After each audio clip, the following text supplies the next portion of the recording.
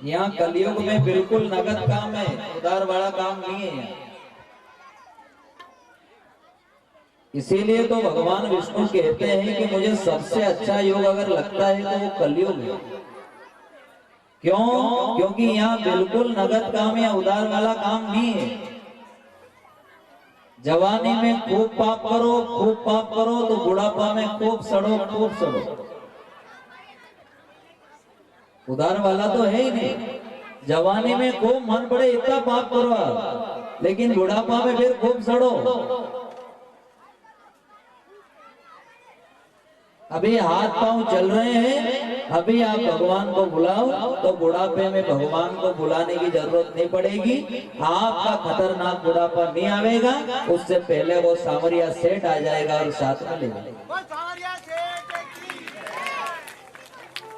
अब हाथ पांव काम नहीं करे, पांव से चलाए नहीं, हाथ हिले नहीं।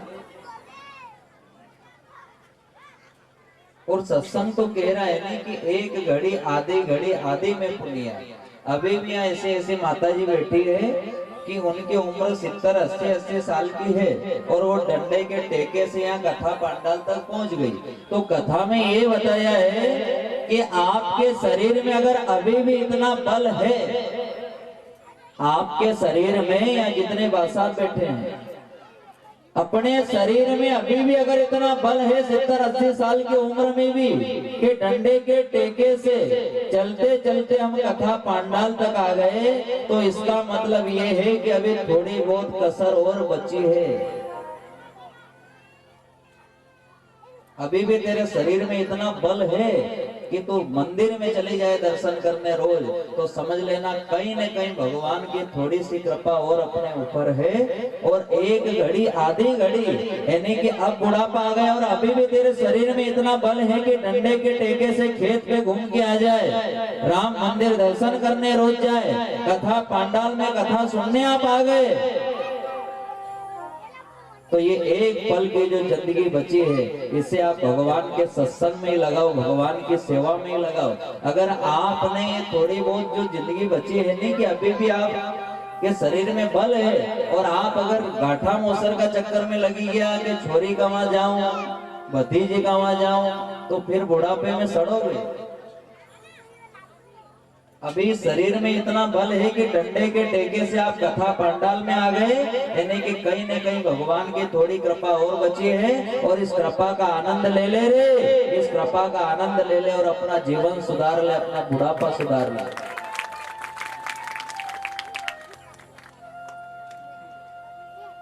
भगवान से कहना प्रभु ये खाट पे पड़ने जैसी जिंदगी मत देना। बड़े भाग मानुष तन पावा कि सत्संग से जुड़ के रे, सत्संग से दूर दूर मत भाग, कथाओं से दूर मत भाग, भगवान के भजनों से दूर मत भाग। आप अगर भगवान की कथाओं से दूर भागोगे, सत्संग से दूर भागोगे और बुढ़ापे तक दूर दूर ही रहोगे, तो भगवान ऐसी बीमारी देगा, ऐसी बीमारी देगा कि ना तो बेटा पास में आवे, ना बहू पास में आवे, ना लाडला आपका पोता पास में आवे। वो बहू कह देगी कि थारी दादी जी कने मत जाजे। क्यों? एक थाली, 2 कटोरी, 1 गिलास, इको अलग। फिर वही बैठी बैठी रोएगी, हे भगवान ऐसी बीमारी क्यों दी कि मैं मेरे पोते को लाड़ भी नहीं लड़ा पाऊं। इसलिए दी। क्यों? क्योंकि जीवन भर सत्संग से दूर दूर रही और जिसके लिए तो दूर रही, सत्संग को छोड़कर दिन भर परिवार में ये मेरा, ये मेरा, ये मेरा, ये मेरा। आज ऐसी बीमारी दी कि उनने ही दूर कर दिया, इसके पास कोई नहीं जाएगा। एक थाली 2 कटोरी अलग, छोरा अरे दादी का नहीं जाएगा। क्यों? बीमारी भी जाएगा। फिर ऐसी जिंदगी में कहोगे हे भगवान।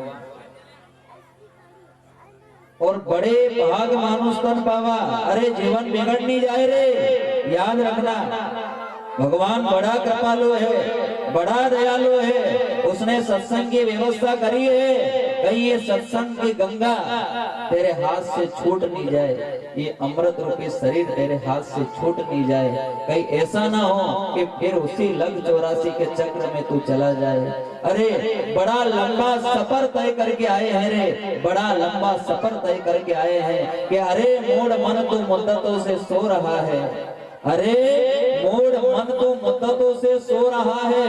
तूने यह भी नहीं सोचा तेरे घर में अंधेर हो रहा है, और लग 84 योनियों को बड़ी मुश्किलों से तय करके जिस घर को तूने पाया है उस घर को तू खो रहा है, उस घर को तू खो रहा है। लग 84 योनि सीढ़ी चढ़कर आया। ये जो हमें शरीर मिला है नहीं, ये भगवान के वैकुंठपुरी का आखिरी द्वार है, आखिरी सीढ़ी है ये।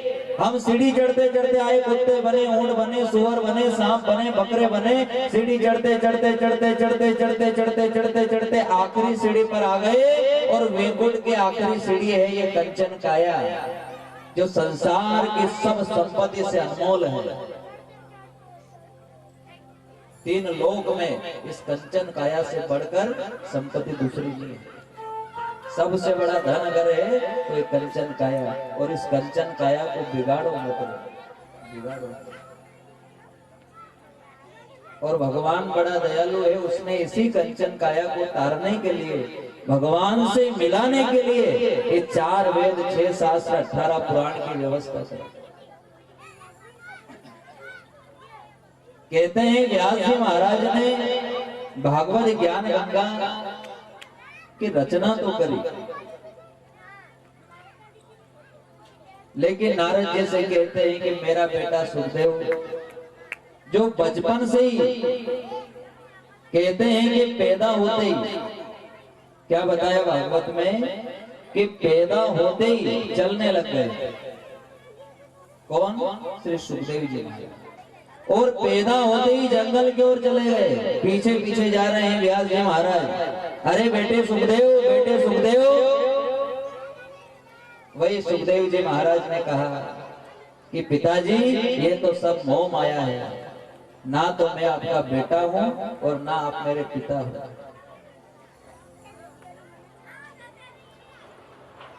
ये तो सिर्फ इस शरीर के आप पिता हो, वरना इस संसार में हर जीव चराचर का पिता तो परमात्मा है, और मैं उसका भजन करने जा रहा हूं।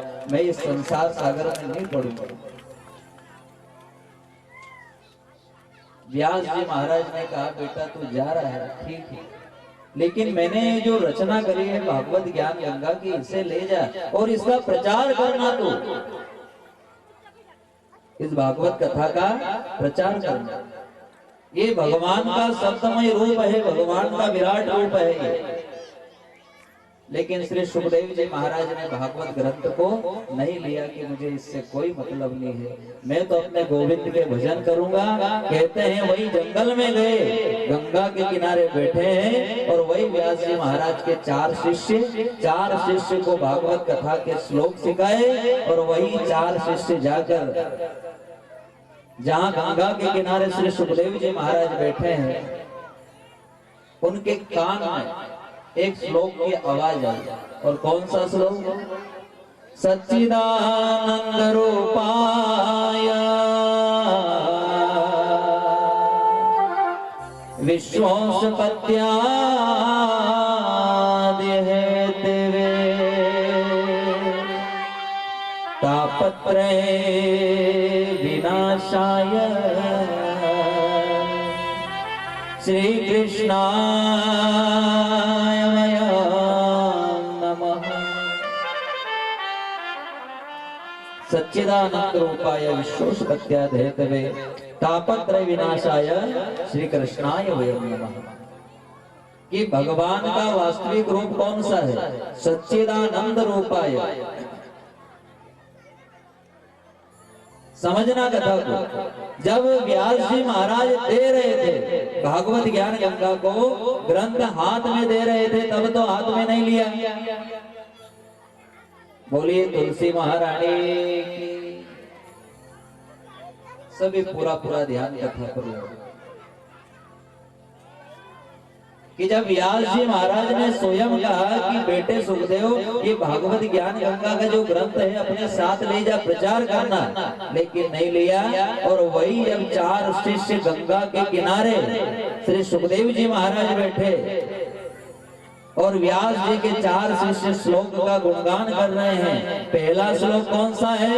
सच्चिदानंद रूपाय विश्वोत्पत्त्यादि हेतवे तापत्रय विनाशाय श्री कृष्णाय वयम्